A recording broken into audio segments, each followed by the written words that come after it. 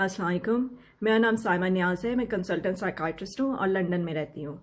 हम सब जानते हैं कि कोविड-19 एक नई बीमारी है जो मुख्तलिफ ममालिक में फैल चुकी है और हर मुल्क इसे अपने तौर पर कंट्रोल करने की कोशिश कर रहा है।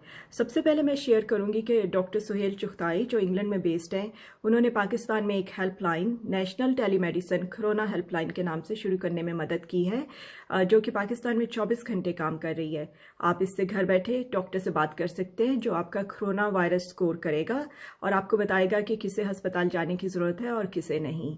आप इस वेबसाइट को ज़रूर चेक करें और दूसरों के साथ भी शेयर करें।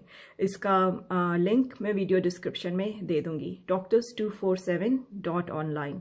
याद रखें, कोरोना वायरस के हर मरीज़ को अस्पताल जाने की ज़रूरत नहीं है, लेकिन कुछ लोगों के लिए ये बीमारी बहुत सीरियस और जानलेवा हो सकती है, ख़ास तौर पर जिनको हाई ब्लड प्रेशर, दिल का मसला, दमा, फिर ज़ियाबीतिस या कैंसर की बीमारी हो। उनको बहुत ज़्यादा मोहतात रहने की ज़रूरत है। हमें बताया जा रहा है कि कोरोना वायरस से महफूज रहने के लिए हमें अपना तर्ज ज़िंदगी बदलना पड़ेगा। इसका असर हर इंसान पर पड़ा है, चाहे वो डॉक्टर हो, इंजीनियर हो, ऑफिस वर्कर, मजदूर, सीनियर सिटीज़न, बच्चा, कोई भी हो। ऐसे हालात में मनफी सोचों का आना तो कुदरती बात है।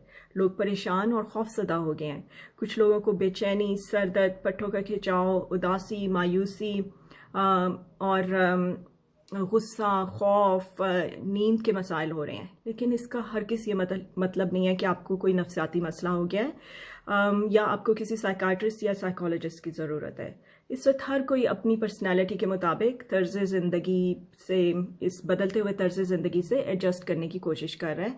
कुछ लोग जल्दी कर लेंगे, कुछ लोगों को थोड़ा वक्त लगेगा, लेकिन कुछ लोगों को मसला हो सकता है। अगर आप में से कोई ज़हनी तौर पर बहुत ज़्यादा स्ट्रगल कर रहा है तो इसे अपनी फैमिली से, दोस्तों से मदद हासिल करनी चाहिए या प्रोफेशनल एडवाइस भी लेनी चाहिए। वक्त का तकाजा है कि हम अपना तर्ज ज़िंदगी थोड़ा सा बदल लें, लेकिन अपने आप को प्रेशर में हरगिज़ ना लाएं कि मैंने यही चीज़ें खानी है या यही एक्सरसाइज करनी है या हर रात को इतने घंटे सोना है, इतने बजे सोना है। नींद के बगैर मेरी सेहत ख़राब हो जाएगी। बहुत से लोगों ने अपने घरों में देखा है कि वो खुद या उनके घर वाले जब रात में सोते हैं तो सुबह तहज्जुद की नमाज़ के लिए उठते हैं, फिर सो जाते हैं, फिर सुबह की नमाज़ के लिए उठते हैं। यंगर जनरेशन रात को देर तक जागते हैं, पढ़ते हैं और दोपहर में या शाम में ज़्यादा सोना पसंद करते हैं। कुछ की बात मैं कर रही हूँ। मैं सिर्फ आपसे ये कहूँगी कि एवरेज इंसान को 7 से 9 घंटे की नींद की ज़रूरत होती है। इसका मतलब हरगिज़ ये नहीं है कि हर किसी को 7 घंटे या 9 घंटे ही ज़रूर सोना है। कुछ को 7 से कम और कुछ को 9 घंटे से ज़्यादा की ज़रूरत भी हो सकती है। मेरा अपना स्लीप साइकिल 6 घंटे का है, मैं इससे ज़्यादा नहीं सो सकती। मेरी एक फ्रेंड का स्लीप साइकिल 10 घंटे का है, वो 10 से 11 घंटे सोती है, वरना उसकी तबीयत ख़राब हो जाती है। मेरी आपसे गुजारिश है, जो आपका स्लीप पैटर्न है उसके मुताबिक अपनी रूटीन बनाएं। दूसरी बात, आजकल हर कोई बता रहा है कि ये खाएं, ये ना खाएं। हम सबको हेल्दी ईटिंग के बारे में मालूम है। अब वक्त आ गया है कि हम इस पर अमल भी करें। आप बेहतर जानते हैं आपको क्या चीज़ सूट करती है और क्या नहीं, क्योंकि हर चीज़ हर एक को सूट भी नहीं करती। अब मैं आपसे कुछ अपना और अपने दोस्तों का एक्सपीरियंस शेयर करूंगी, इस उम्मीद पर कि शायद कुछ लोगों को उससे मदद मिले और वो अपनी और दूसरों की ज़िंदगी में थोड़ी सी और पॉजिटिविटी ला सकें और या इजाफा कर सकें। आजकल हर कोई अपनी और अपनी फैमिली की सेहत के लिए परेशान है और कोरोना वायरस के बारे में ज़्यादा से ज़्यादा मालूमात हासिल करने की कोशिश कर रहा है। मैंने भी यही किया था, बेशुमार वेबसाइट्स को बार बार देखा, लेकिन इंसानी जहन की मालूमात एब्सॉर्ब करने की एक हद है जो हर एक की मुख्तलिफ है। सोशल मीडिया को बार बार देखना कम करें। अब मेरी आपसे गुजारिश है कि अपनी हुकूमत की वेबसाइट या वो वेबसाइट जिस पे आपको भरोसा है, दिन में 1 या 2 बार ज़रूर चेक करें, क्योंकि कोरोना वायरस की अपडेट से आगाह रहना भी बहुत ज़रूरी है। दूसरी बात, फेसबुक और व्हाट्सएप वगैरह की ख़बरों को बग़ैर तस्दीक किए उन पर यकीन ना करें और ना ही गैर ज़रूरी आगे फॉरवर्ड करें। एक तो इसका आप पर मनफी असर हो सकता है और दूसरा आपको नहीं मालूम कि दूसरों के दिल और दिमाग कमज़ोर हो सकते हैं और वो इसको पढ़कर बीमार आप पड़ सकते हैं। ख़ास तौर पर कोरोना वायरस से मरने वालों की तादाद, मुझे ये बात समझ नहीं आती कि लोग ऐसे मैसेजेस फॉरवर्ड ही क्यों करते हैं। आइए अब थोड़ी सी टेक्नोलॉजी की बात करते हैं। आजकल तकरीबन हर एक के पास मोबाइल फ़ोन्स हैं, इंटरनेट कनेक्शन है।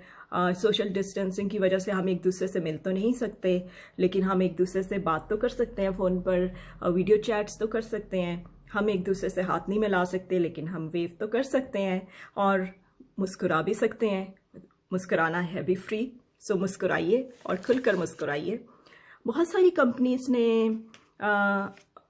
Books, music, educational, entertainment programmes free कर दिए हैं। मैं वीडियो डिस्क्रिप्शन में इनका लिंक शेयर कर दूंगी, आप अपनी फैमिली और दोस्तों के साथ इसे ज़रूर शेयर करें।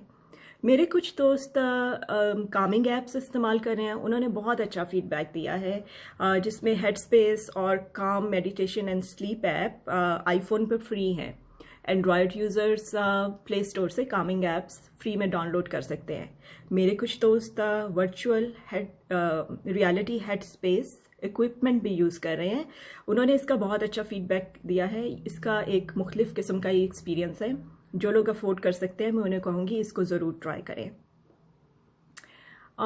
हर वक्त परेशान, खौफज़दा और हाई अलर्ट स्टेट में रहने से हमारे जिस्म में एड्रेनालिन जो एक हार्मोन है वो बहुत ज़्यादा बनना शुरू हो जाता है और इसकी वजह से एंग्जाइटी और पैनिक अटैक्स हो सकते हैं। एंग्जाइटी और पैनिक अटैक्स को कम करने के लिए ब्रीदिंग ऐप्स भी मोबाइल फ़ोन पर अवेलेबल हैं, आप चेक करें और इसे डाउनलोड करें, इसका इस्तेमाल करें। ब्रीदिंग एक्सरसाइजेज यानी सांस की वर्जिश की एक्सरसाइज, वर्जिश करने के बेशुमार फ़ायदे हैं और फेफड़ों के लिए भी फ़ायदेमंद है। ये हमें काम भी करता है और आजकल हमें अपने फेफड़ों को मजबूत बनाने की भी ज़रूरत है। मेरे जिम ने ऑनलाइन क्लासेस शुरू कर दी हैं, कुछ डांस क्लासेस भी फ्रीली अवेलेबल हैं। जो इसमें इंटरेस्टेड है वो चेक करें।